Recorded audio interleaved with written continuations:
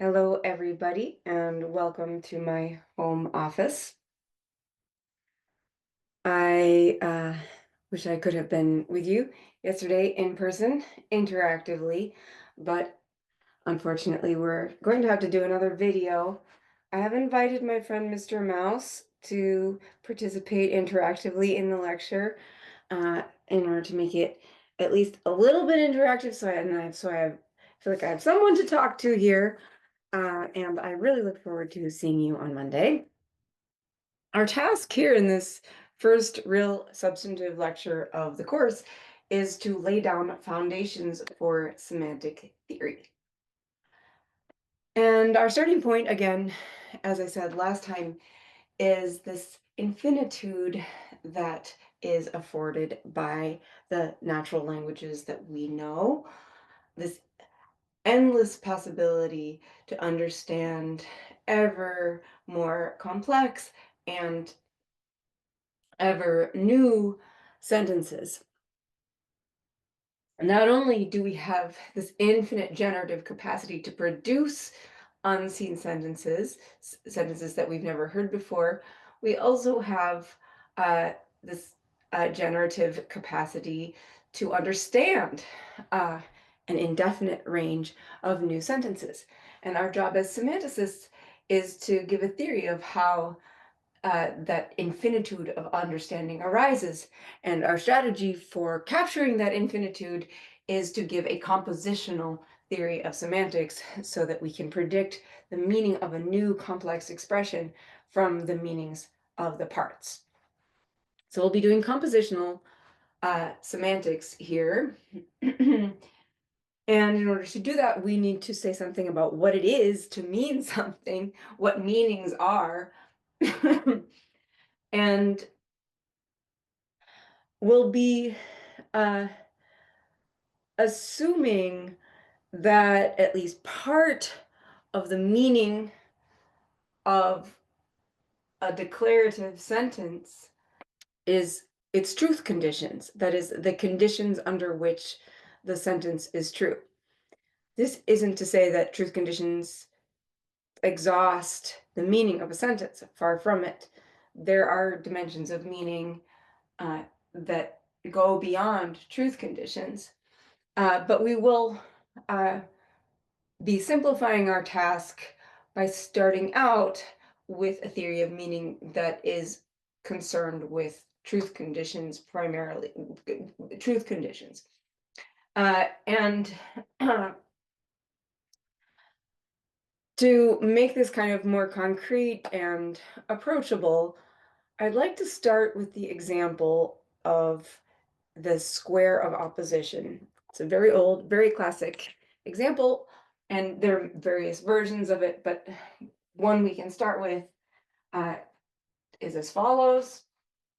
So on the top right, top left corner, we have every sailor is a pirate. That's the A corner. On the bottom left corner, which is called I, we have some sailor is a pirate. Obviously, you can use nouns other than sailor and pirate. I've just chosen sailor and pirate for the purposes of today. On the top right corner, one option would be to have no sailor is a pirate. It's the E corner. And then down here, can you guess what we have? Some sailor is not a pirate.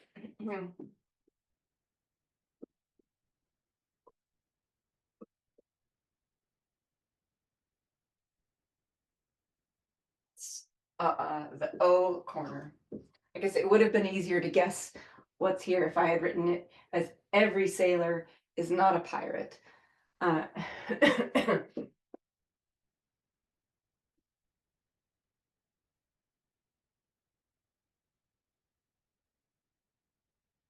And that's an alternative that you can get here. And that is a sentence that is equivalent to no sailor is a pirate. In the sense that it has the same truth conditions. Okay. Another option you can have down here for the O corner is not every sailor is a pirate. That's a sentence that's equivalent to some sailor is not a pirate. But let's not use that one. Okay, so the square of opposition comprises these 4 sentences with their labels, and you can see that they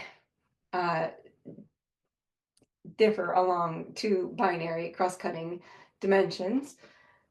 These are affirmative, these are negative, and these are on the left we have the affirmative, and on the right we have the negative. That's where the labels come from. A and I are the vowels in affirm, the Latin word affirm, and so you get A for the top left and I for the bottom left, and E and O are the vowels in nego, as in negative, and so you have E for the top right and O for the bottom right. So you have affirmative versus negative, and then on the top you have universal quantification over the sailors, and on the bottom you have existential quantification. The medievalists call it universal versus particular, but formal semanticists would call it universal versus existential. Okay.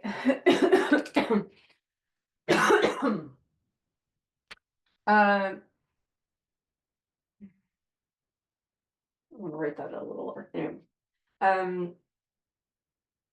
Okay. So among the claims about these 4 sentences that the square of opposition comprises is that along the diagonals there is contradictory opposition. So A stands in contradictory opposition to O, and E stands in contradictory opposition to I. What does that mean? It means that whenever this one is true, this one is false. And whenever this one is false, this one is true. So it's like you have to pick. The world is either such that this sentence is true or this sentence is true. They can't both be true, and it can't be that neither is true. Here's I wrote you a little definition because I knew I wouldn't have room on the board for it. Okay, so phi stands in contradictory opposition to psi if and only if. In every case where phi is true, psi is false. And in every case where phi is false, psi is true. Here we are following the tradition of using Greek letters as variables over formulas in the object language, or sentences in the object language here. So phi is a variable that stands for any given sentence. And so to apply this definition, we would instantiate these variables phi and psi with particular sentences. So for example, does every sailor is a pirate stand in contradictory opposition to some sailor is not a pirate? Well, let's look at the cases where one is true and see if those are also cases where the other is false. What do I mean by case? Let's try and make this a little more concrete. Let's assume that we have, for concreteness, that we have a domain consisting of three individuals, A, B, and C, which I'll write like this. Okay. And let's assume that in this world, A and B are the sailors. I'm using blue to represent the sailors. And A, B, and C are the pirates. Let me label these so you remember. The blue guys are the sailors and the red guys are the pirates. Okay. Yeah, so this is a world or a scenario or a situation or a circumstance of evaluation or a case, as we call it in the textbook, where every sailor is a pirate is true, right? Because these are the sailors, A and B, and indeed both of those guys are pirates. There are more pirates than just A and B, but it is true that every sailor is a pirate in this case. So A is true in this scenario, right? And we can imagine a scenario where A is false. So let's pick another case involving just the domain A, B, and C. Can anyone tell me a way of drawing the circles for the sailors and the pirates that would make every sailor is a pirate false?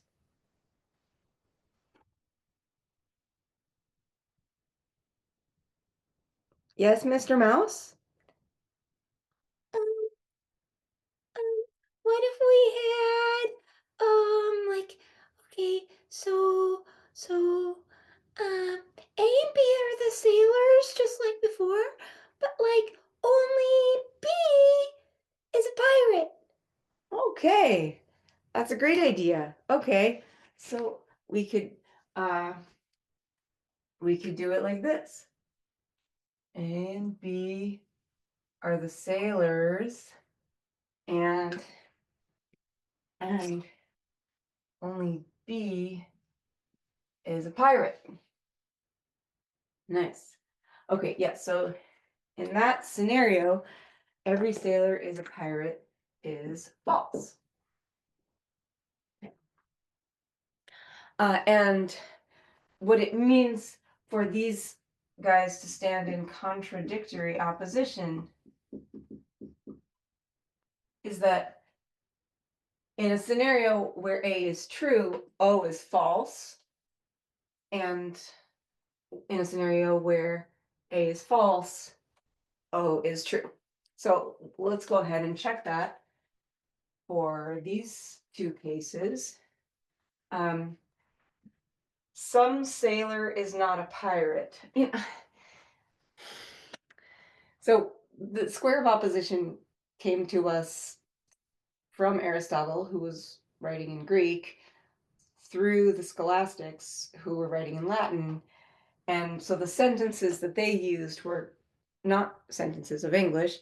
And the closest English correlates to the sentences that they were talking about involved these words every and some. But English quantifiers are actually a little quirky, and some in particular is a bit quirky. In the singular, which is what we have here, some sailor, not some sailors. In the singular, it carries this ignorance implication. So it's a felicitous use of this sentence would be like, some guy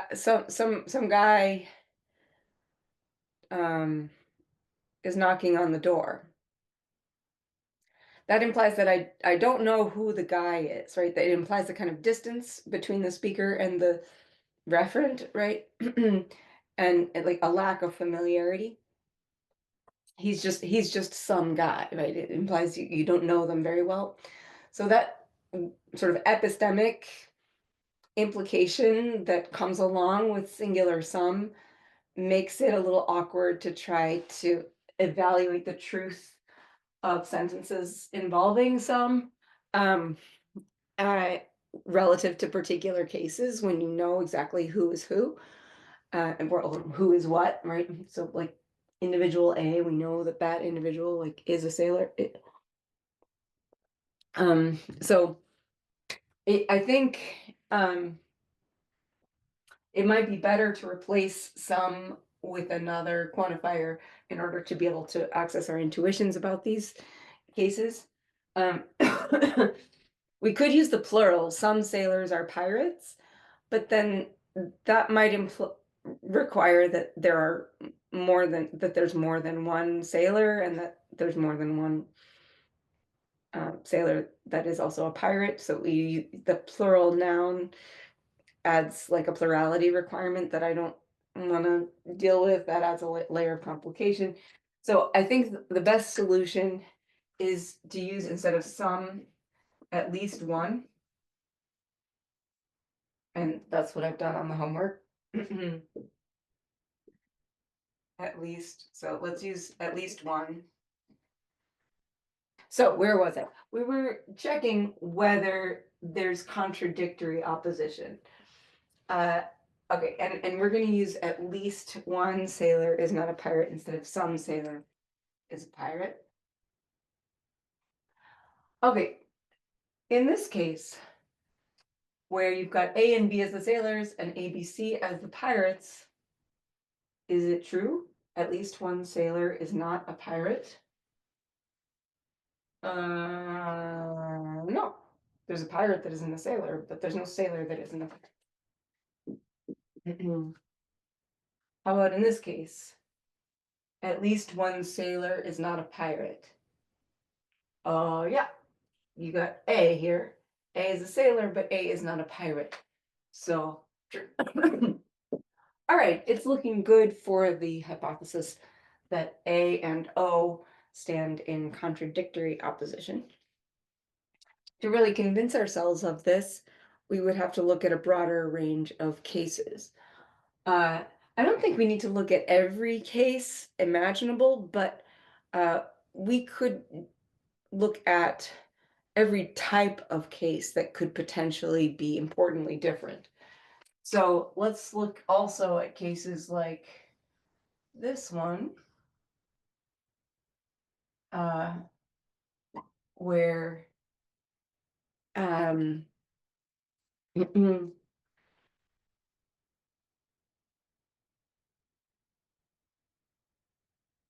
the two sets are kind of independent.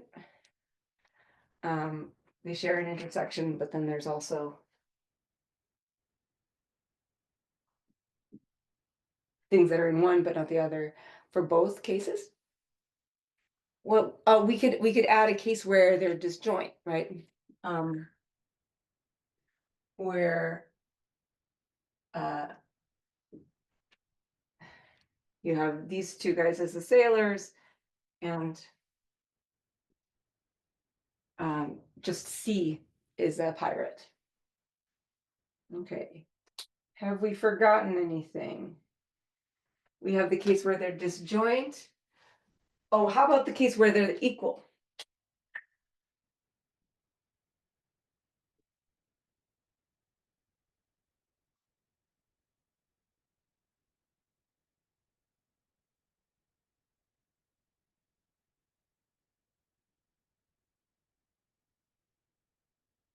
So A and B are the sailors,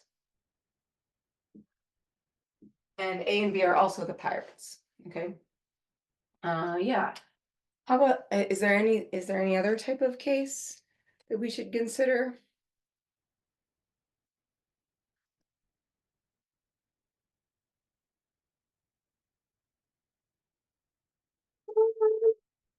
Maybe this is like a dumb question, but like there are no dumb questions, Mr. Mouse. You can feel free to speak up anytime an idea crosses your mind. Oh, sorry for interrupting. Oh, that's okay. So I was just like, what if there's like sailors or no pirates or something like that. Uh,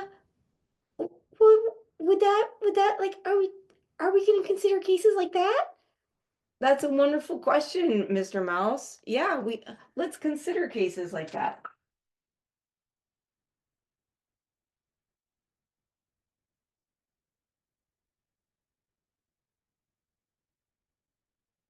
So what if there's sailors but no pirates? That could be a possible case to consider. Or pirates but no sailors.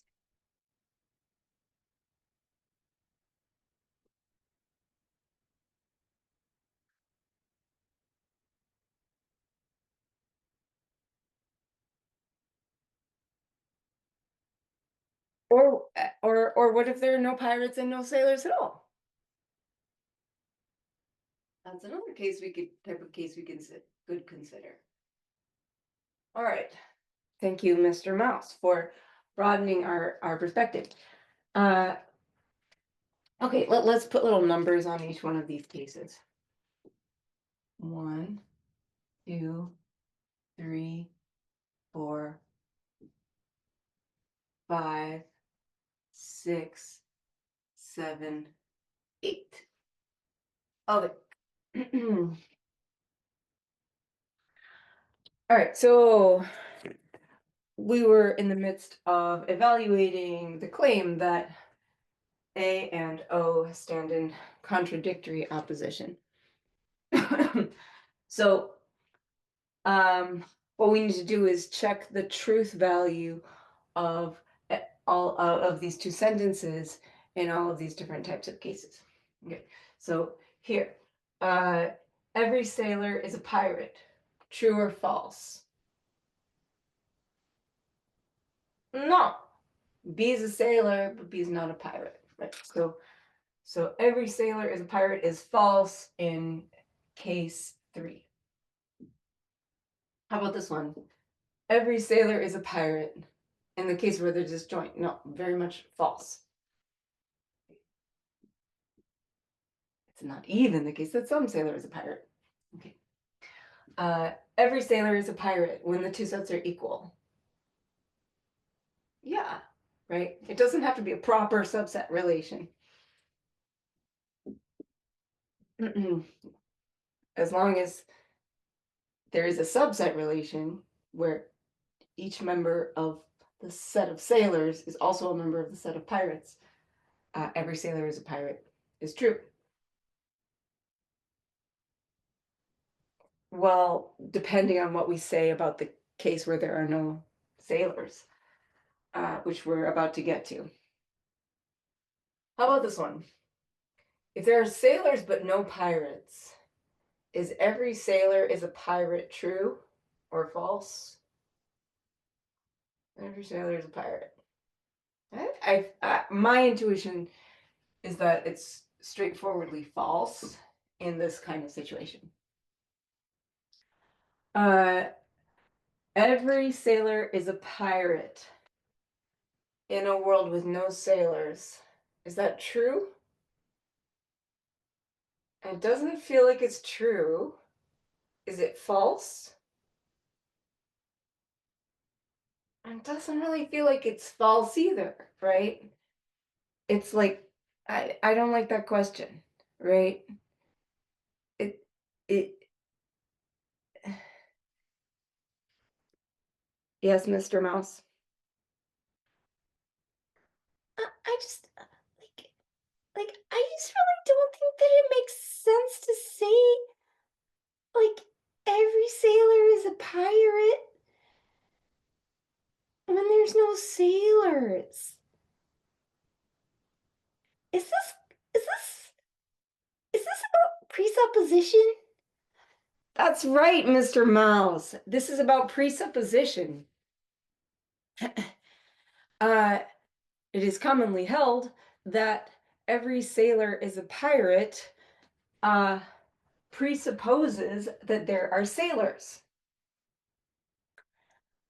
Uh, it is further commonly held that in a case where the presupposition of a sentence is not true, the sentence lacks a truth value, or it lacks a normal truth value, true or false. It's just its truth is undefined relative to that case. Or we can say like it has a certain truth value, namely the third truth value is undefined truth value, signifying nonsense. So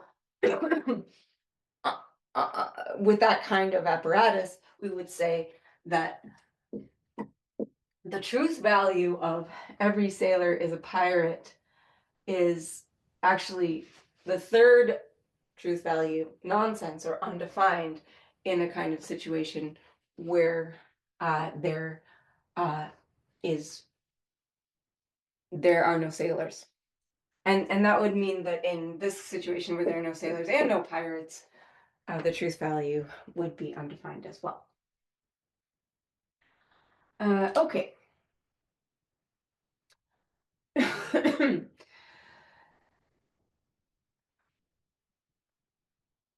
So remembering our definition of contradictory opposition, in every case where phi is true, psi is false, and in every case where phi is false, psi is true, that doesn't refer to the third truth value, but it means we can skip over cases where phi is undefined, right?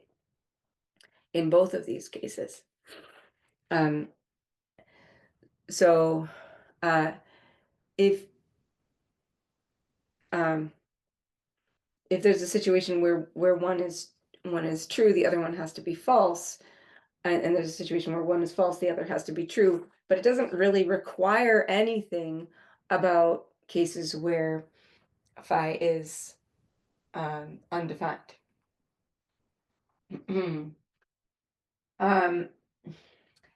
Now, there are other stances one can take.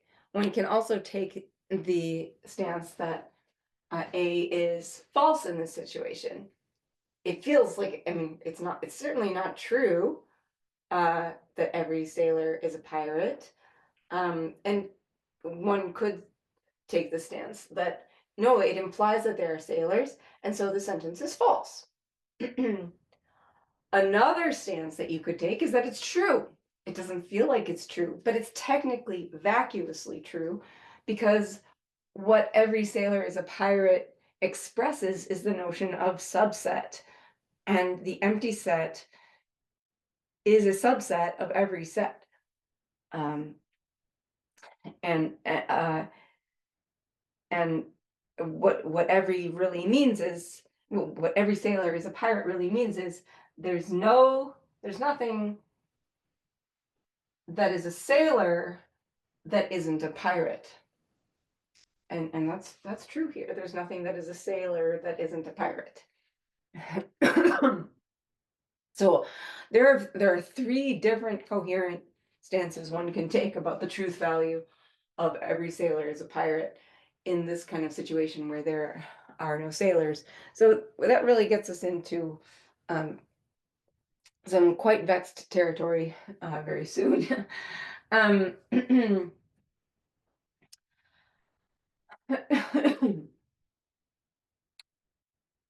Let's stick with this assumption that it's undefined and continue on to evaluate the truth value of at least one sailor is not a pirate relative to these different cases. Okay, so at least one sailor is not a pirate. Is that true in this case? No, there's no sailor that is not a pirate. Every sailor is a pirate. So that's false. At least one sailor is not a pirate. Is this true or false? Yes, look at A. We already did this. Okay. At least one sailor is not a pirate. Ooh, yes, there's B. I found one. At least one sailor is not a pirate. Yes, I could use A or B as a witness to the truth of this existential claim. In proof, in like logical, in logic, when you prove existential claims, you can do so by finding a witness to the existential claim, right? At least one sailor is not a pirate. No, I can't find any sailor that is not a pirate. All the sailors are pirates.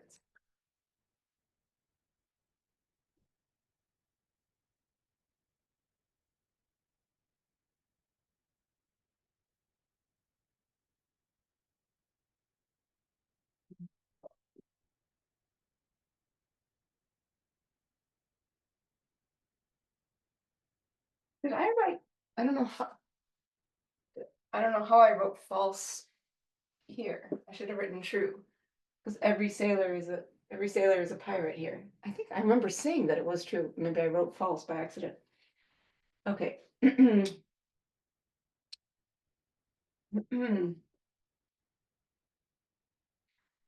Okay.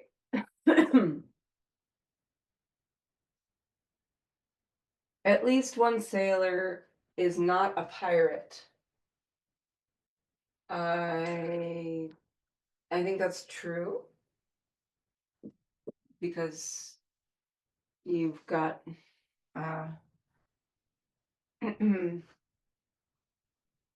two things that are sailors, which are non-pirates.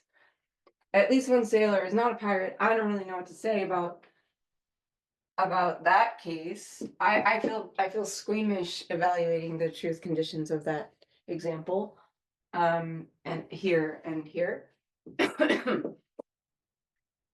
um and so I think we can safely assume that at least one sailor presupposes the existence of sailors. Um, that's one stance one can take. I'll take that stance. And so then we end up with this set of truth values for the various cases, and I think we've considered a sufficient variety of cases to really convince ourselves that these two sentences do stand in contradictory opposition.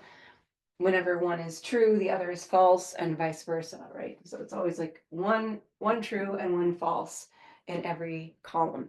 Okay. We can do the same thing with these guys.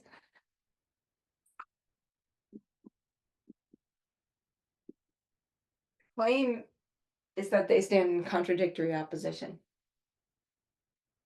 Okay. Let's do E and I. No sailor is a pirate. Is that true here in this case, where A and B are the sailors and A, B, C are the pirates? False, right? Because you got sailors that are pirates.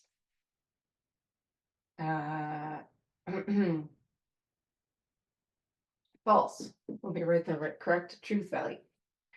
Okay. No sailor is a pirate. False. You have something here that's both a sailor and a pirate. No sailor is a pirate. True or false? False. Because you have something that is both a sailor and a pirate. No sailor is a pirate. Is it true here in this case, where A and B are the sailors and only C is a pirate? Yes, it's true. It's true in this case. How about this one, where the set of sailors and the set of pirates is coextensive? Are coextensive. False. Because in addition to being coextensive, they are non-empty. Okay, how about this one? You only have sailors. No sailor is a pirate. I think that's true. How about this one? No sailor is a pirate. I don't like that one. I don't like that one. So I'm going to go ahead and give that a hash mark. I feel squeamish trying to evaluate the truth of that sentence. So I'm gonna go with the assumption that no sailor is a pirate presupposes the existence of sailors. And so then we get hash mark for here for this type of case too. The third undefined truth value. Okay, and then let's do I.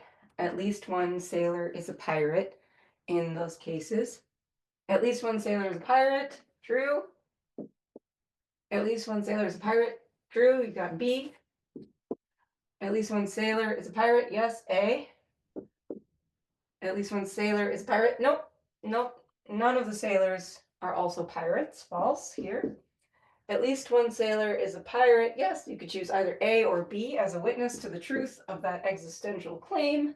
At least one sailor is a pirate. No. None of the sailors are pirates. False.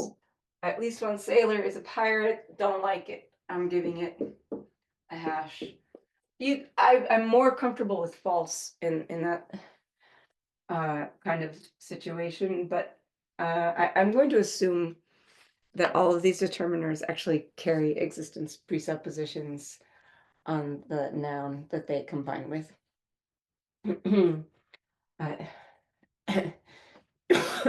That they have existential import, as the medievalists say.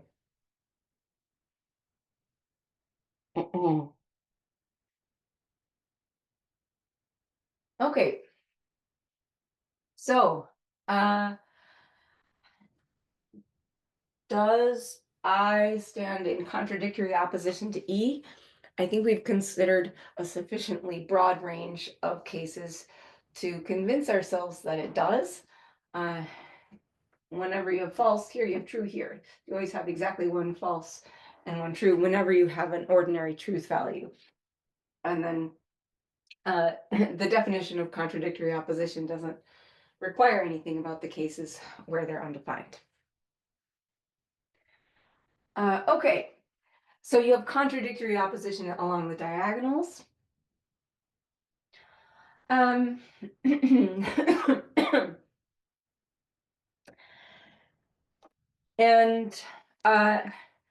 there's another type of opposition that two sentences can stand in called contrary opposition. And the common wisdom, which I agree with, is that these two corners, A and E, the top two corners, stand in contrary opposition to each other.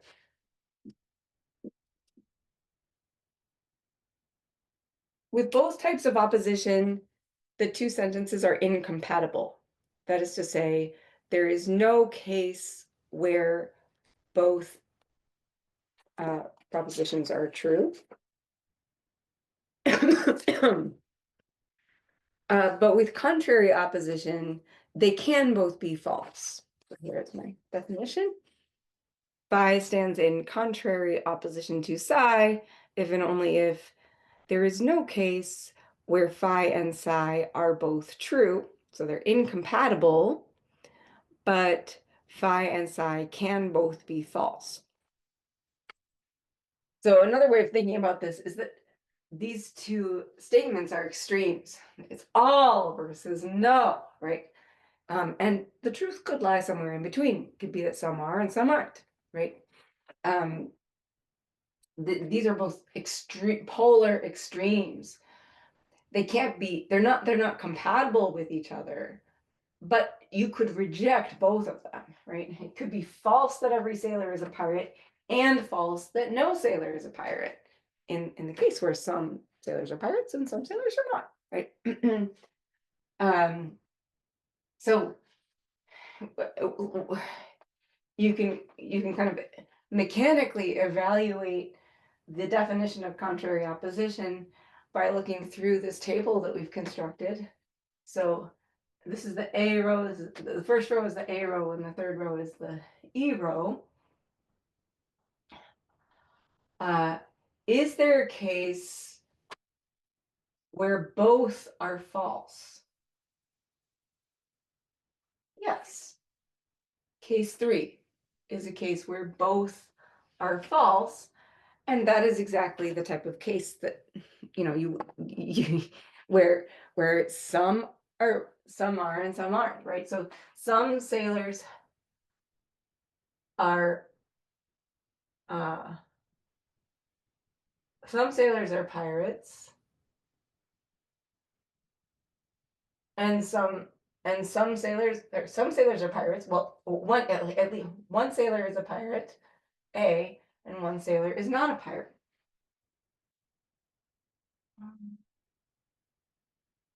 Do we heard?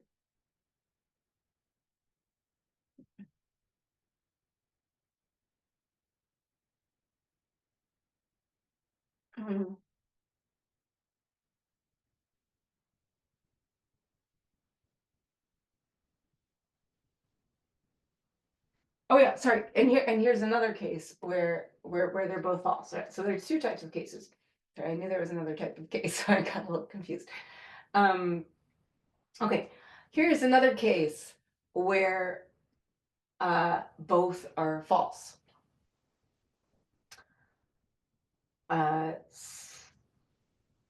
It's not the case that every sailor is a pirate, because A is a sailor, but A is not a pirate. And it's also not the case that no sailor is a pirate, because B is a sailor and B is also a pirate. So, contrary opposition means that both can be false. And that's the kind of case where like neither extreme holds and it's kind of somewhere in the middle. Okay. Contrary opposition, contradictory opposition. These are both semantic relations that sentences can stand into each other. They are characterized in terms of truth. They are based in the notion of truth. And truth is evaluated by looking at a given case.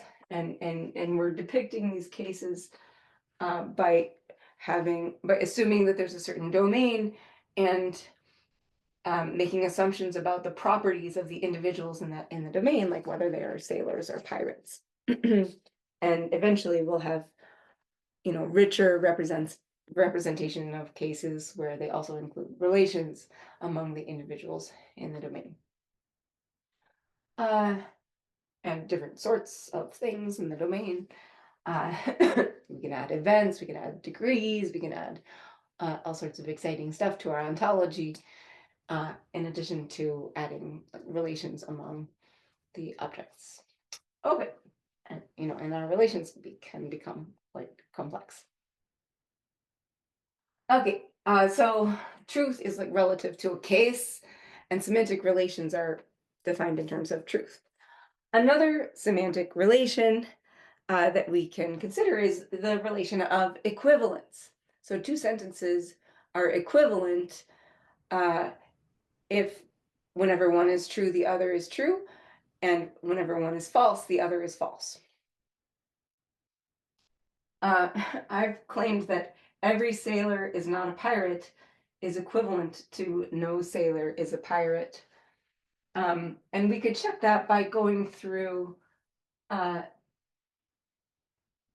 this E-row that we develop truth values for by asking for our own intuitions about the truth of no sailor is a pirate relative to all these cases.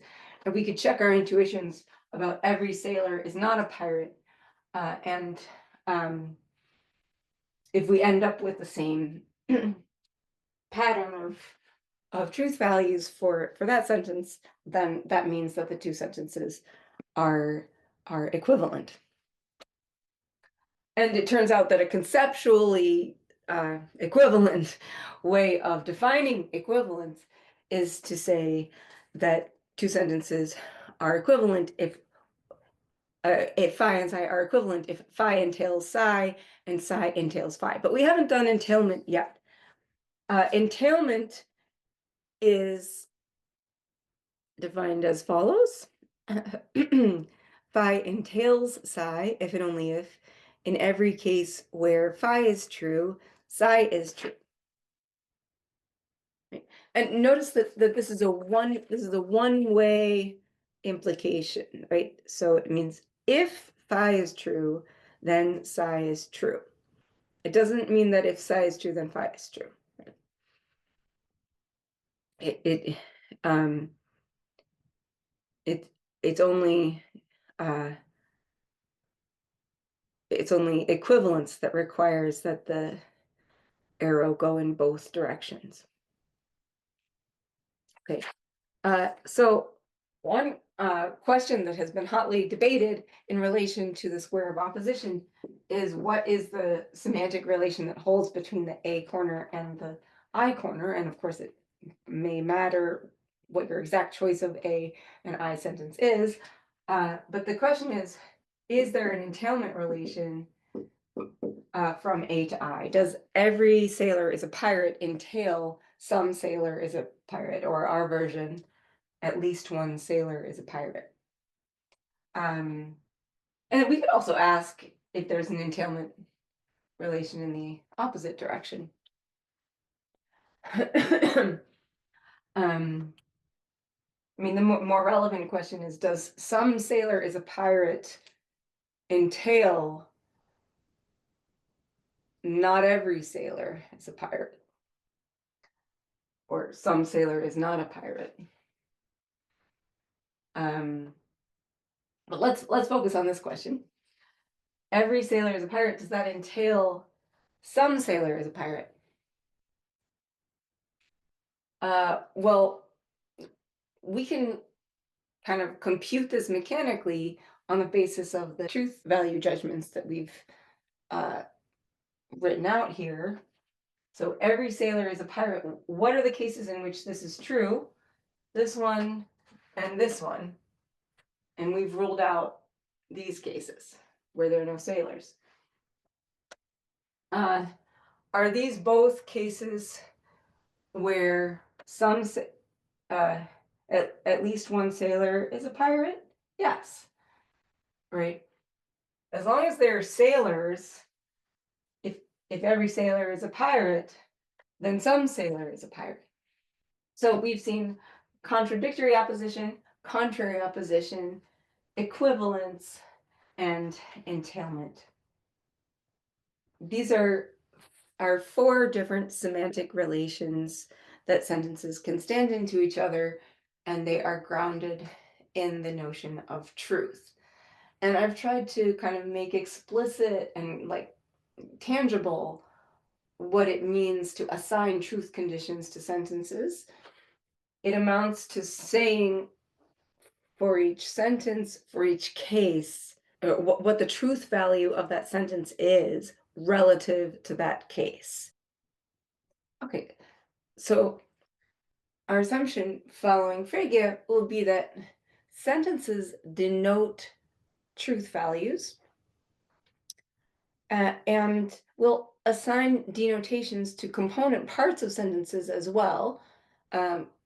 We'll say what proper names like Mr. Mouse denote, and nouns like sailor and pirate, we'll say that those denote sets or something like sets.